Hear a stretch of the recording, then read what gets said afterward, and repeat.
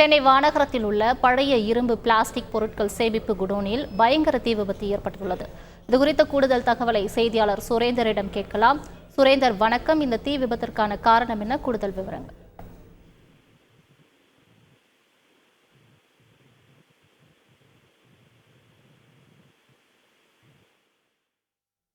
சுரேந்தர், வணக்கம். தீ விபத்து ஏற்பட்டதற்கான காரணம் என்ன? அங்கு என்ன நடந்து கொண்டிருக்கிறது? தொடர்பான மேலும் விவரங்களை பதிவு பண்ணுங்க.